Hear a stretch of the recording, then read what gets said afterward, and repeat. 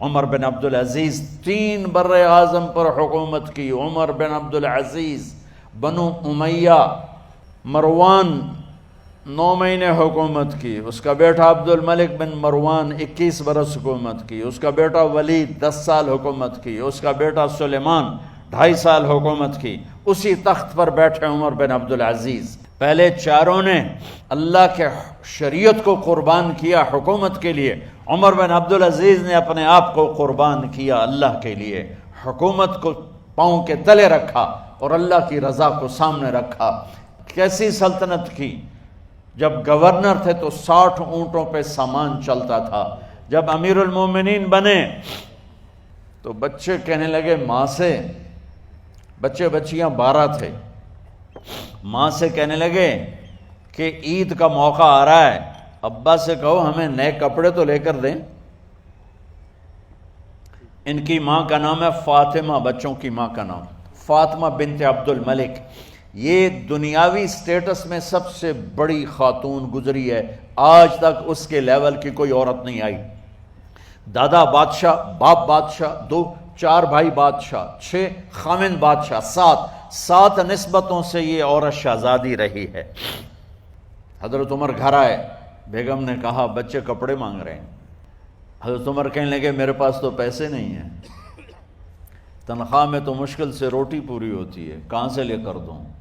تو تھوڑی دیر خاموش رہیں. بیگم پھر کہنے لگی آپ ایسا کریں، اگلے مہینے کی سیلری ایڈوانس لے لیں، اس سے میں کپڑے لے لیتی ہوں اور روٹی کا خرچہ میں مزدوری کر کے گھر بیٹھے مزدوری کر کے چلا لوں گی، آپ 1 مہینے کی تنخواہ ایڈوانس لے لیں.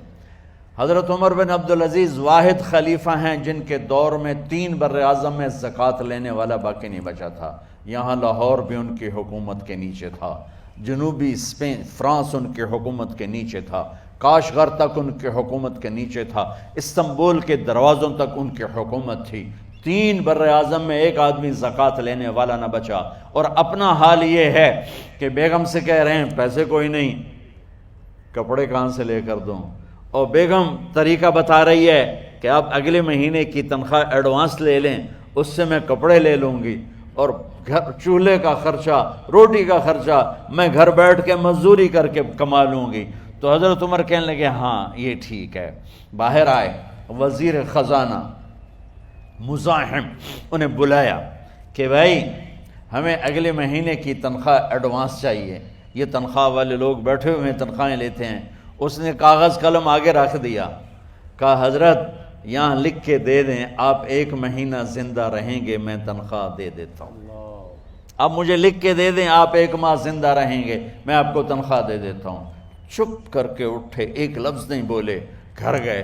حضرت اپنی بیگم فاطمہ سے کہا بیگم بچوں سے کہہ دو کہ باپ کے پاس کپڑے لے کر دینے کی سخت نہیں ہے. اور خزانے ایسے بھرے پڑے تھے کہ زکوٰۃ لینے والا کوئی نہیں تھا. عید کی نماز ہوئی، نماز کے بعد جب ساری فیملی ملنے آئی اور بچے بھی ملنے آئے تو ان کو دیکھ کر ان کی آنکھوں میں آنسو آ گئے. کہنے لگے بچوں آج تمہیں دکھ تو ہوگا اپنے باپ پر کہ ایک جوڑا کپڑا بھی لے کر نہ دیا عید کا. تو ان کے ایک بیٹے نے کہا ابا جان آج ہم بڑے خوش ہیں، ہمارا سر اونچا ہے کہ ہمارے باپ نے مسلمانوں کے مال پہ ڈاکہ نہیں ڈالا، ہمیں قربانی کا بکرا بنایا لیکن مسلمانوں کے مال میں خیانت نہیں کی. یہ ان کا طرز حکومت تھا، اس طرح انہوں نے حکومت کی. گھر میں تشریف لائے تو بیٹیوں سے بات کی تو انہوں نے منہ پہ ایسے دوپٹہ رکھا ہوا، منہ پہ دوپٹہ رکھ کے بات کریں. تو فرمانے لگے کپڑا تو ہٹاؤ، دوپٹہ کیوں رکھا ہوا ہے؟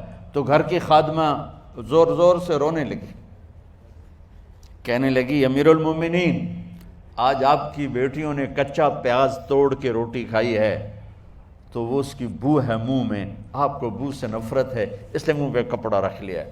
تو حضرت عمر اتنا روئے کہ ان کی داڑھی تر ہو گئی.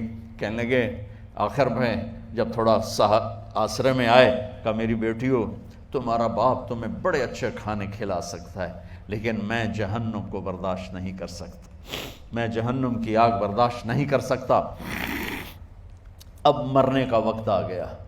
جب وہ گورنر تھے تو 60 اونٹوں پہ ان کا سامان چلتا تھا، اور جب وہ امیر المومنین بنے تو عیادت کے لیے لوگ آ رہے تھے، تو سالے عیادت کے لیے آئے، فاطمہ کے بھائی، کپڑے دیکھے امیر المومنین کے، تو بہن کو ایک طرف کر کے فرمایا، بڑے نیک سرداروں میں سے تھے یہ مسلمہ بن عبد الملک، کہنے لگے امیر المومنین کے کپڑے تبدیل کروا دو، لوگ پوچھنے آ رہے ہیں تو میلے کپڑے اچھا نہیں لگتا، کہا جی بھائی کرواتی ہوں۔ اگلے دن جب وہ حال پوچھنے آئے تو پھر وہی کپڑے تھے، تو انہوں نے ان کو الگ جا کر کہا، بہن میں نے تمہیں کہا تھا کپڑے بدلوا دیتی، کیوں نہیں بدلوائے؟ تو وہ رونے لگیں، کہنے لگی کہاں سے بدلواؤں، جوڑا ہی ایک ہے، جوڑا ہی ایک، کہاں سے بدلواؤں؟ اور حکومت کتنی تھی؟ 3 بر اعظم کی، 3 بر اعظم کی حکومت۔ ہمارا تو پٹواری امان کا نہیں ہے، اور وہ 3 بر اعظم کی سلطنت لے کر ایک جوڑے میں اللہ سے ملنے جا رہا ہے۔ ان کو زہر دیا گیا، جب ان کی موت کا وقت قریب آیا تو انہوں نے رجا بن حیوہ کو بلایا، سننے والی بات ہے بچوں، ان سے فرمانے لگے سنو، میں نے 3 بادشاہوں کو قبر میں اتارا۔ اب بچیاں تو قبرستان جاتی نہیں، ہم تو اپنے ہاتھوں سے قبر میں اتارتے ہیں، اور اوپر مٹی ڈالتے ہیں، اور اوپر اینٹیں ڈالتے ہیں، اور پھر منو مٹی میں دبا کے واپس آتے ہیں۔ یہ منظر آپ بچیوں کے تو دیکھنے کا بھی نہیں ہے۔ وہ کہنے لگے میں نے 3 بادشاہوں کو مٹی میں ڈالا، لیکن ان کے کفن کی گرہ کو جب کھول کے دیکھا تو ان کے چہرے قبلے سے ہٹ چکے تھے، اور رنگ ان کے کالے پڑ چکے تھے۔ ولید بن عبد الملک، سلیمان بن عبد الملک، عبد الملک بن مروان، عبد الملک باپ، ولید بیٹا، سلیمان بیٹا، یہ تینوں کا ان کے چہرے کالے ہو گئے تھے، اور ان کا قبلے سے منہ پھر گیا تھا۔ اب میں مرنے لگا ہوں، مجھے پہلے ضرور چیک کرنا کہ میرا اللہ میرے ساتھ کیا کرتا ہے۔ پہلے تینوں کی ظلم کی حکومت تھی، ان کے چہرے قبلے سے کیوں ہٹ گئے؟ آپ کو عجب بات بتاؤں، ولید بن عبد الملک روزانہ تہجد میں کھڑے ہو کے 10 سپارے پڑھتا تھا، 10 سپاروں کی تلاوت تہجد میں کرتا تھا کھڑے ہو کے، اور قبلے سے چہرہ ہٹ گیا۔ سلیمان بن عبد الملک تہجد گزار، چہرہ قبلے سے ہٹ گیا، ظلم کیا، ظلم کیا، ظلم کیا، خون کو پانی بنا دیا، حکومت پر شریعت کو قربان کیا، رشتے ناتوں کو قربان کیا۔ اللہ نے قبلے سے چہرے، نمازیں منہ پہ مار دی، روزے منہ پہ مار دیے، حج زکاتیں منہ پہ مار دی، تہجد ان کے منہ پہ مار دی، اور ان کے چہروں کو قبلے سے ہٹا دیا اور رنگ کالے کر دیے۔ عمر بن عبدالعزیز نے اسی سلطنت کو عدل سے بھر دیا، اسی سلطنت کو عدل سے بھر دیا۔ جب ان کا انتقال ہوا، سلیمان بن عبد الملک کی ڈیڈ باڈی جب قبر کے قریب لائے اتارنے کے لیے، تو ایسے ایسے ہلنے لگا، اس کا پورا جسم ہلنے لگا۔ تو اس کے بیٹوں نے کہا کہ ہمارے ابا زندہ ہیں، تو حضرت عمر نے فرمایا بیٹو زندہ نہیں ہیں، عذاب قبر جلدی شروع ہو گیا ہے، عجل اللہ بالعقوبہ، قبر کی پکڑ پہلے شروع ہو گئی ہے، چھپاؤ اپنے باپ کو جلدی۔ جب عمر بن عبدالعزیز کی ڈیڈ باڈی قبر کے قریب کی گئی اور ان کا بھائی اتارو، بھائی وہ باتیں شروع ہو جاتی ہیں، رومال ڈالو، چادر پکڑو، ادھر سے پکڑو، تو ایک دم ایسے ایک پرچہ ہوا میں اڑتا ہوا سب نے دیکھا، وہ آتے آتے آتے آتے آتے آتے یوں آ کے حضرت عمر کے سینے پر گر گیا۔